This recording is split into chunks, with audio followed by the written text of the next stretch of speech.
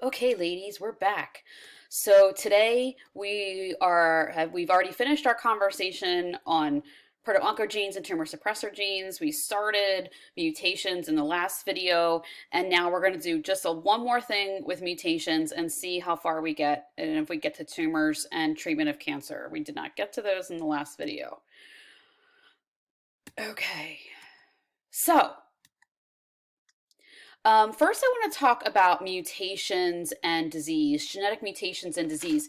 So you should have this color handout somewhere in your binder. So if you want to take notes on this, you can do it on the back of that paper, or you can do it on a plain piece of paper. So if you need to pause the video and get that out now, go ahead and do that. Okay, so first I want to go over just a little bit about mutations and where they occur and how they're passed on to children. So here we have mom and dad. This could be Princess Harry and this could be Meghan Markle. He's going to make a sperm, she's going to make an egg, and then here we have, what's the kid's name? Archie.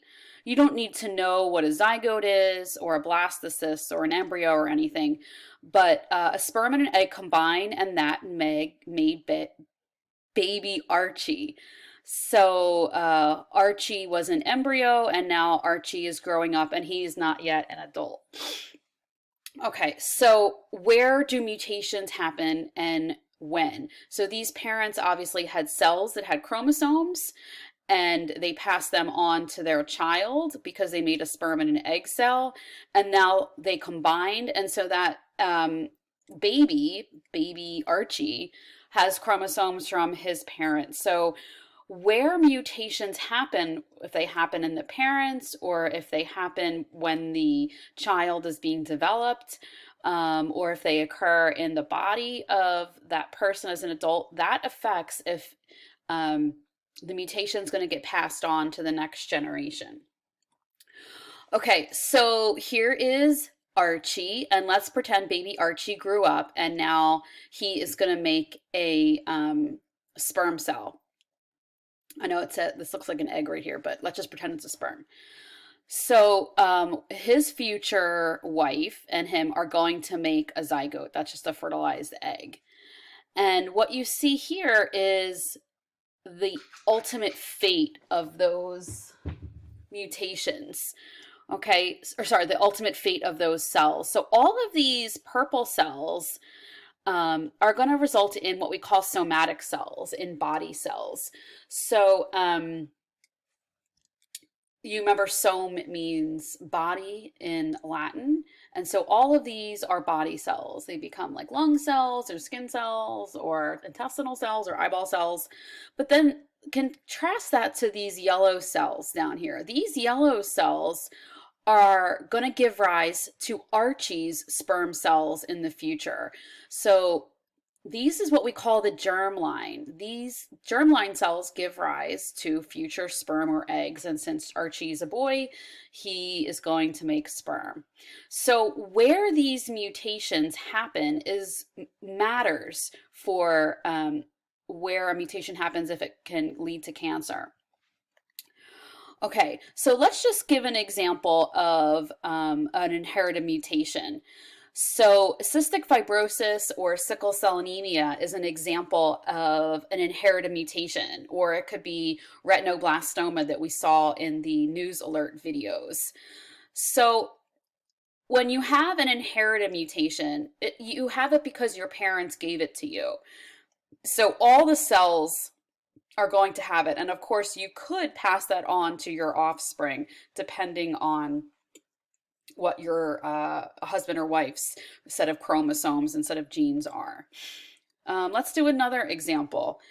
Suppose a mutation occurs while you're developing. So let's just suppose that Meghan Markle was pregnant, and while she was pregnant, she got in a car accident and she had to get a bunch of x-rays. So that could affect baby Archie if those x-rays affected his germline cells. So if those x-rays that she got while she's pregnant, I gotta let the dog in. Callie, what do you want? What's going on? Do you have to go out? Sonia, can you take the dog out?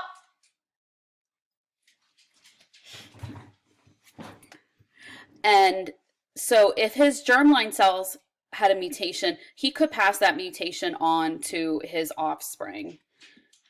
Let's move this over here. Okay, and now here's what I want to talk about really, about somatic cell mutations.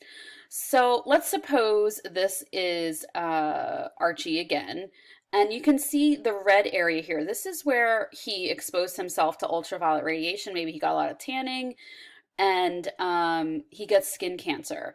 Well, he's not going to pass that cancer onto his offspring. So I know this is a woman and this is showing an egg, but pretend um, it's a sperm cell. So when Archie has children, he's not going to pass that mutation on to his child because the mutation occurred in his body cell. It occurred in a skin cell. So he's not going to pass that on to his offspring. So where a mutation happens and when matters. So for example, where it happened in his body, when perhaps it occurred before he had kids, or perhaps it occurred after he had kids. In either case, it's not going to matter because he doesn't pass his skin cells onto his children. If he had a mutation back here while his mom was pregnant with him, and that affected the cells that are going to give rise to sperm, yeah, he could pass that mutation onto his offspring. So whether you're going to get you could have cancer really depends on where and when the mutation happened. So I'm just going to kind of go over that in this table. So if you want, you can pause the video now to make a little table. And I'm not going to ask you to memorize this table. I just want you to understand, think about where a mutation is happening and when it is happening. So let's start with the example of an inherited mutation. So examples of inherited mutations could be cystic fibrosis, or sickle cell anemia, or breast cancer. You can inherit some genes that, if you have this version of the gene, you're like 80% likely to develop breast cancer. Or it could also be retinoblastoma that we showed in the news alert video. So, well, where does this happen? It happens, I should probably say, in the body cells. So it happened to cells that you inherited from your parents. So it happened to perhaps cells that gave rise to sperm or egg. So that's where it would have happened. When? Well, it happened in the past because you inherited this trait from your parents. And is this going to be passed to your offspring? Well, it could. It depends on what that gene product does and what your partner's set of alleles are, what their genes are. So it could be passed on to your children. Germline mutations. Germline mutations are mutations that occur in the cells that are going to give rise to your sperm and eggs. So example of that would be if you get x-rays while you're pregnant, that could affect the cells in your future child. So where is that happening? It's happening in cells that give rise to your sperm or your egg.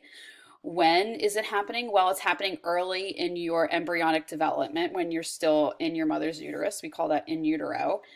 And then could you pass that on to your offspring? Yes, it depends where the mutation's happening. Is it happening in the cells that give rise to your sperm and egg? Or is that X-ray mutation gonna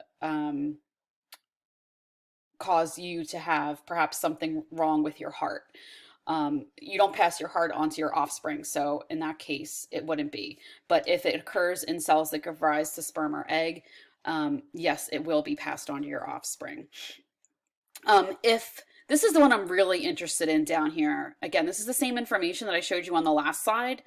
A somatic cell mutation. So a somatic cell mutation would be a mutation that occurs that results in skin cancer. And where is that happening? Well, it's happening in your body cell. A skin cell is a body cell. It's a somatic cell. And when does this occur? This could happen at any time that you're exposing yourself to ultraviolet radiation. And you're not going to pass this mutation onto your children because you don't pass your body cells on to your kids.